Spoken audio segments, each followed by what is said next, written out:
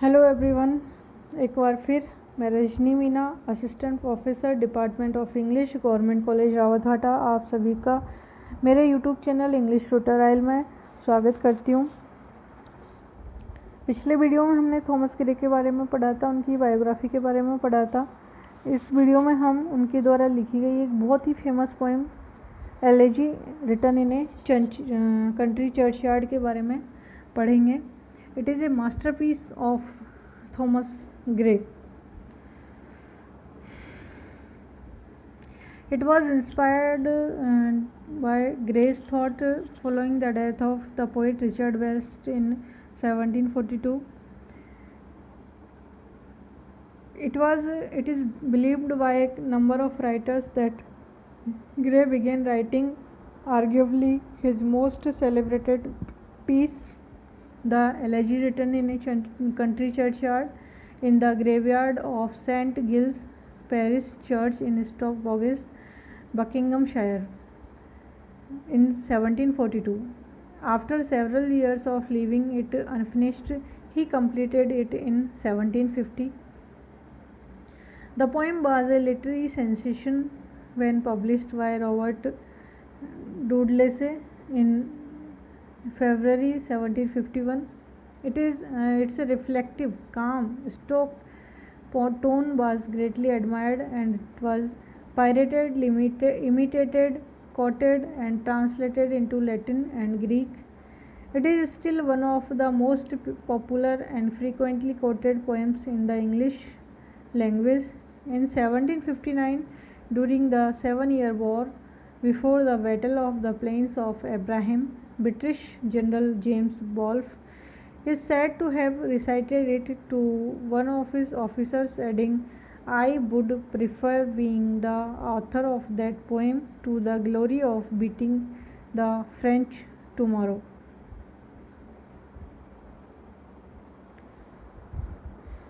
This is a monument in Stoke Box inscribed with Thomas Gray's elegy.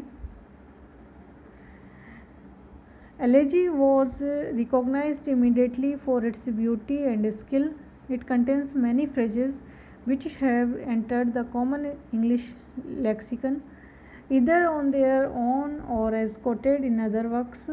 These are "The Paths of Glory," the title of a 1957 anti-war movie and about World War I, produced by and starring Kirk Douglas and directed by Stanley Kubrick, based on a novel of the same name by Humphrey Cobb. Celestial Fire, Some Mute Inglorious Milton, Far from the Merry Crowd, the title of an eponymous novel by Thomas Hardy, filmed several times. Full many a flower is born to blush unseen and waste its sweetness on the desert air, is quoted often, including by Annie Savoy in the film Bull Durham. The Unlettered Muse, Kindred Spirit. William Blake's illustration for Thomas Gray.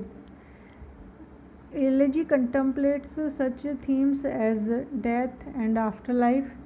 These themes foreshadowed the upcoming Gothic movement. It is suggested that perhaps Gray found inspiration for his poem by visiting the grave site of his aunt, Mary Atrovus. The aunt was buried at the graveyard by St. Giles churchyard, which he and his mother would visit. This is the same grave site where Gray himself was later buried. Gray also wrote verse-light, including ode on the death of a favorite cat drowned in a tube of goldfishes, a mock elegy concerning Horace Walpole's cat. After setting the scene with the couplet, "What female heart can gold despise? What the cat's averse to fish?"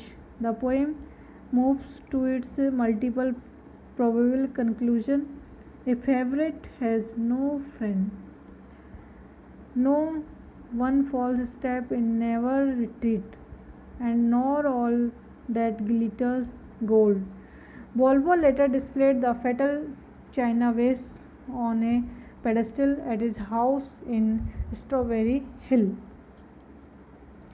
Gray's surviving letter also show his sharp observation and playful sense of humor. He is well known for his phrase, "Where ignorance is bliss, it's folly to be wise." The phrase from a distant prospect of Eton College is possibly one of the most constructed phrases in English literature. Gray is not promoting ignorance but is reflecting with the nostalgia on a time when he was allowed to be ignorant in his youth, 1742. It has been asserted that the ode also abounds with images which find a mirror in every mind. This was stated by Samuel Johnson, who said of the poem, "I rejoice to conquer with the common reader." The churchyard abounds with images which find a mirror in every mind, and with sentiment to which every bosom returns an echo. Indeed, Gray's poem follows the style of mid-century literary endeavor to write of universal feelings. Samuel Johnson also said of Gray that he spoke in two languages. He spoke in the language of public and private. According to Johnson, he should have spoken more in his private language as he did in his elegy poem.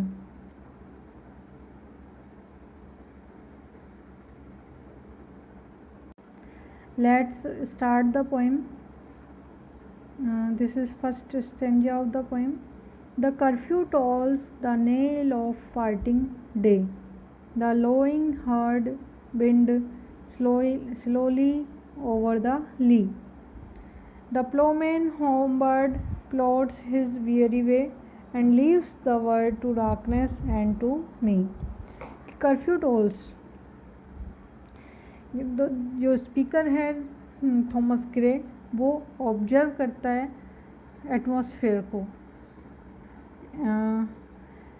कि चारों तरफ दिन का and होने वाला है, शाम हो चुकी है, रात होने वाली है, और जो जानवर है वो सिर झुकाए हुए चारागाहों से ली आया है पास्चर के लिए, चारागाह के लिए, चारागाहों से लौट रहे हैं और उनके गले में घंटियां बंधी हुई है जो उनके पैरों से टकरा करके बार बार बज रही है।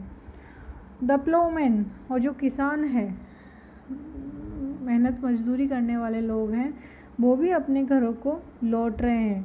कैसे? हिज वियरी वे, अपने थके हुए रास्ते पर, थके हुए पैरों से।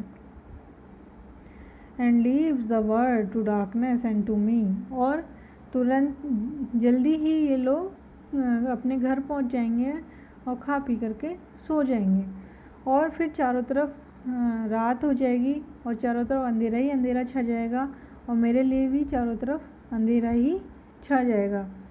तो जो पोएम की जो टोन है वो एकदम सोम्बर है, एकदम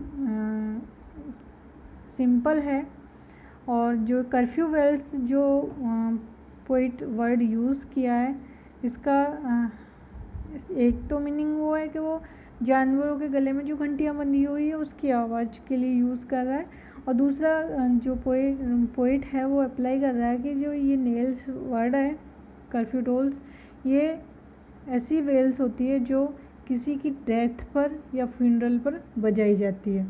तो पोइट ये इस स्टेंजा के माध्यम से ये कहना चाहता है कि दिन ख़त्म होने वाला है और रात आने वाली है, चारों तरफ अंधेरा ही अंधेरा छाने वाला है।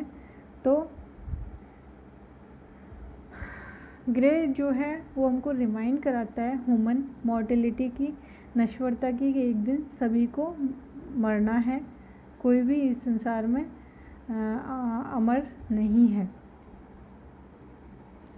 Now fades the glimmering landscape on the sight, and all the air a solemn stillness hold, save where the vital wheels his droning flight, and drowsy twinklings lull the distant folds.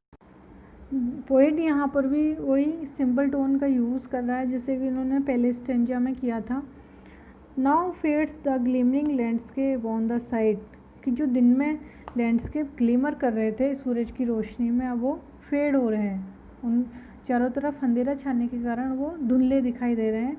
And all the air a solemn stillness hold, और जो air है उसमें एक शांति, एक गंभीर शांति छाई हुई है. Save where the beetle wheels his droning flight, और वहाँ जहाँ विटल अपने ड्रोनिंग पंखों से फ्लाई करते रहते हैं. एंड रोजी टिंकलिंग्स लल द डिस्टेंट फोल्ड, और लोग जो है वो गहरी नींद में फोल्ड होकर के सोए हुए हैं. Thanks for watching the video. We will in next video we will read about the poem.